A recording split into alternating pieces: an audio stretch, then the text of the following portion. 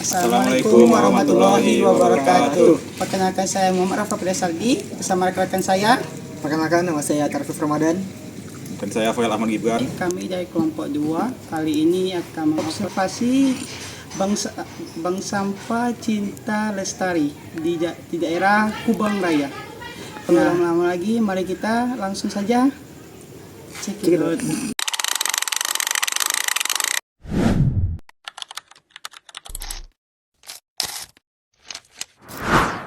Jadi di sini kita sebetulnya lebih fokus ke bagian sampah anorganik. Yang anorganik itu di sana kita juga ada yang bisa kita daur ulang. Dan bisa kita daur ulang, dan bisa kita jual. Ini kita jual.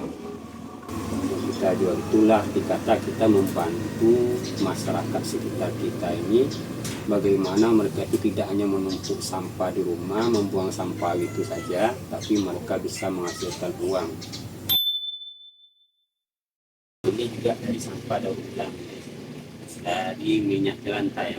Nah, ini nama sabun anggun nih. Nah, diliput sama RTC, mana sabun-sabun kita ini kita dalam proses untuk meninjau prosedur pengurusan hukumnya. Di lantai juga nih, Pak? Enggak. Itu kalau juga ada ekoenzim itu dibuat turunannya, bisa jadi sabun mandi. Kalau ini untuk bedak dinginnya. Itu paling bahan-bahannya dia pakai minyak zaitun, minyak kelapa, sama ada essence oilnya, kayak aditifnya itu pakai karkol kalau yang hitam. Kalau yang ini dia pakai bidara, beda warna karena beda aditifnya. Nanti kalau seandainya pakai pepaya itu beda lagi warnanya. Kalau sabun-sabun itu kan minyak zaitun, minyak kelapa, sama minyak kelapa sawit gitu aja, sama ada aditifnya, pengharumnya. Jadi dia aman deh. Jadi lebih banyak bahan alaminya. Bahan campurannya juga pakai ekoenzim ya. Jadi bahan-bahannya semua bahan alami. Ini yang cairnya ada juga ya, Bu? Ini yang untuk sabun cairnya belum lagi, Pak. Masih Belum ada. proses. Kalau yang cair yang kita bikin kemarin itu kan ini dia cuman kan untuk cuci baju dia. Ini dari apa nih? Itu Bahan dari kulit buah, sisa kulit buah difermentasi selama 3 bulan. Ekoenzim namanya. Ekoenzim, cairan ekoenzim. Jadi ekoenzim itu kan banyak juga manfaatnya. Bisa jadi kalau 3 bulan dia bisa jadi pupuk. Kalau untuk antiseptik udah 6 bulan. Bisa dipakai untuk antiseptik. Jadi kalau luka, berdarah, memberhentikan pendarahan. Jadi di rumah tuh kita nggak perlu kayak betadine atau apa itu. Alternatifnya ya. Jadi kita nggak beli-beli lagi. Kalau betadine kan banyak zat-zat kimia juga kan, itu kan alami. Dia cuman pembuatannya cuman dari 3 kilo kulit buah, 1 kilo molase atau gula merah, sama 10 liter air. Itu nanti difermentasi 3 bulan baru bisa dipanen. sabun ini apa, Bu? Kayak sabun ini. Itu yang belum tahu kan, belum, masih baru di apa ya, Pak ya, baru launching. produksi. Ada juga sih yang udah beli. Oh, udah tahu. Beberapa kita pengenalan pribadi gitu, Pak. Kalau yang ini kemarin jual 15.000. Jadi apa kelebihan sabun ini pada yang lain, Bu? Kelebihannya yang pastinya kan bahan-bahannya dia pakai bahan organik, nggak ada pakai zat-zat kimia. Itu kalau kita memang rutin, Pak. Kalau saya kan memang rutin nih, saya pakai maskernya mungkin seminggu itu ada 2-3 kali. Saya pakai sabun ini untuk cuci muka, untuk mandi. Untuk mandi saya kan kita bawa badan atau apa kan biasanya harus pakai deodoran atau kayak mana gitu kan. Jadi biasanya kan kalau kita habis mandi sore atau kadang menjelang pagi kan kita juga berkeringat kan waktu tidur kan. Biasanya kan mau juga itu bau badan. Semenjak saya pakai ini tuh mandi saya coba untuk beberapa kali itu enggak, dan ada juga itu temen kan saya coba tes kan kemarin kan satu, coba Bu pakai gitu, rupanya dia nextnya dia beli lagi. Jadi ya udahlah aku belilah katanya gitu. Untuk muka juga dia bisa membantu menghilangkan flek. Bisa. Iya. Itu Bu, pas melakukan edukasi itu Bu, keterlibatan masyarakat sekitar gitu Bu, banyak Kalau edukasi, kebetulan kita 3 bulan terakhir ini kita bergabung sama Persepsi. Persepsi itu kan forum sahabat emas peduli sampah Indonesia yang bernaung di bawah Pegadaian. Jadi ada perintah dari Persepsi pusat untuk mengadakan kegiatan edukasi. Kita dibiayai lebih kurang 750.000 satu bulan. Jadi yang bergerak untuk edukasi itu tentu kita yang dari jajaran pengurus. Yang untuk kegiatan edukasi itu mana kawan-kawan yang punya waktu macam Ibu Angguni rumahnya kita tumpang tempat numpang sampah. Jadi itu lebih selama 3 bulan ini, 1 bulan kita edukasi itu bertambah nasabah bank sampah kita lebih kurang 20 nasabah. Termasuk kita juga MOU dengan beberapa SD karena sekolah-sekolah sebetulnya kan memang wajib ada bank sampah mereka. Kira-kira untuk sumber dana lain ada nggak gitu Pak selain dari mungkin dari orang sekitar atau gimana? Kalau dari orang-orang donatur istilahnya kan tidak ada dari kita memang sumber pendapatan dari bank sampah itu dari keuntungan penjualannya. Kita umpamanya menjual sampah kita ini ke pengepul itu sekitar 1.000, maka kita ambil 20%-nya. Itu pengakuan Karena memang pengerjaannya rumit, bukan mudah.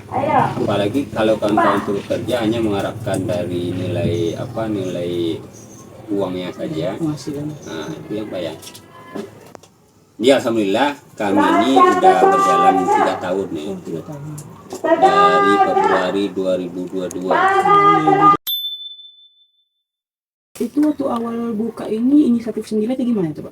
Waktu buka bank sampah. Oh, awal berdirinya kebetulan suami Bu Anggun ini dia memang bekerja di bagian KLHK karena dia bekerja di sana melihat situasi komplek kita ini sampah banyak yang itulah inisiatif dia. Dia ada kala pengelolaan sampah. Kemudian diajak kawan-kawan. 1 tahun pertama itu 8 orang nasabah. Kalau 8 orang itu kan otomatis pengurus semua. Kemudian tahun kedua kita 40. Mendekati 40 lah. 40-60 ya. Ya 40-60 tahun kedua. Sampai saat ini kita nasabah kita 189 ya Pak? 90 Hampir 200. Jadi kita dalam edukasi itu menyampaikan bukan mereka itu memulung, bukan mereka itu mencari sampah, tapi memang sampah rumah tangganya itu sendiri yang diapakan dan dijual ke kita. Masih bersampurna ini yang akan kita pilih-pilih nanti sesuai dengan jenis sampahnya. Nah itulah keuntungan memilah itulah makanya kita cepat keuntungan penjualan. Memilah itu memakan berapa hari Pak? Kan tadi itu Pak bilang Sabtu atau Minggu itu bisa menumpuk kan Pak?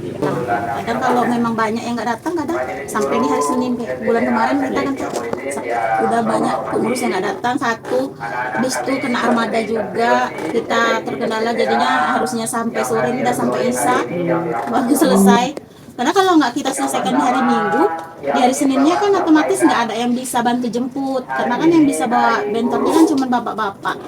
Itu pun cuma sekarang 1-2 orang ya kan Pak.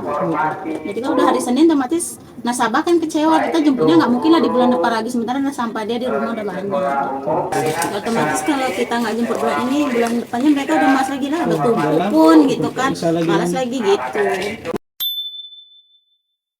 Mulanya itu kita kerjasama, termasuk ketua pun harus turun. Oh ini ketua tidak mau kerja nak bisa.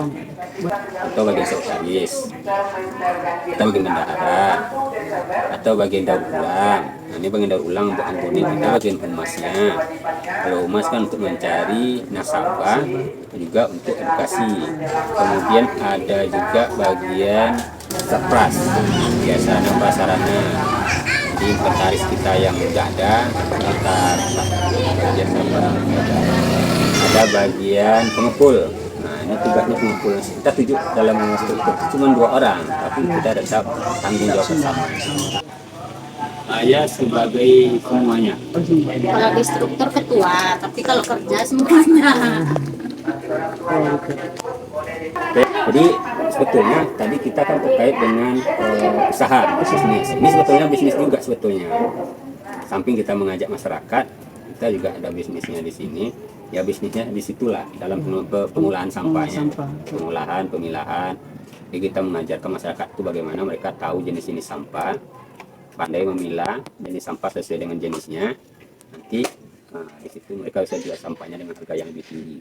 Kalau biasanya Kilonya tuh untuk organik, sama anorganik itu sama atau beda Pak?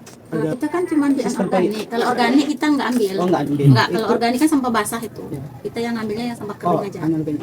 Itu berapa tuh? Per kilonya Sistem penghitungannya. per kilo. Per kilo. Ada juga yang per piece kayak baterai. Ada yang per piece sarang telur itu dia per piece bagian Tergantung tergantung jenis barang. Kalau Kalau sekarang dia kena biasanya HPS itu 2.000. Cuman bulan ini tengok dia harga turun kemarin, bulan ini turun lagi 100 rupiah dari bulan kemarin. ya memang minyak jelantah kita ambil, buang-buang minyak itu kan. Kalau minyak kita itu kan biasanya sendiri pakai dia ya, dari hitam. Itu kalau disalin jual kami terima 5.000 5.000 kilo. sekilo. Karena kan bantuan-bantuan itu juga dia ada administrasinya kan harus bersih juga, harus kayak semuanya harus lengkap. Kalau kayak kita cuma ada SK-nya aja tapi administrasi kita nggak lengkap, ininya nggak ada juga, mereka nggak akan menurunkan bantuannya ke sini. Mungkin selama ini kita kena belum dapat turun itunya, mungkin karena terkendala di itu. Administrasi kita itu memahal rapi dia. Masih asuransi 50% lebih Pak.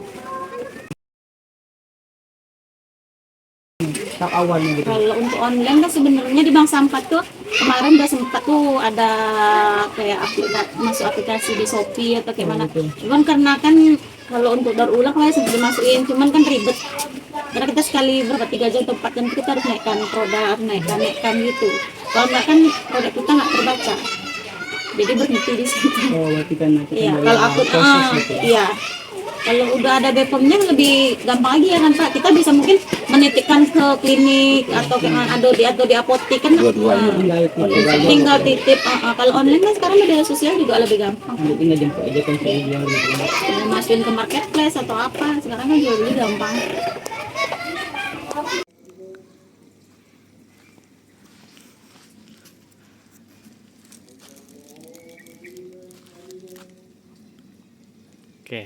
Ya.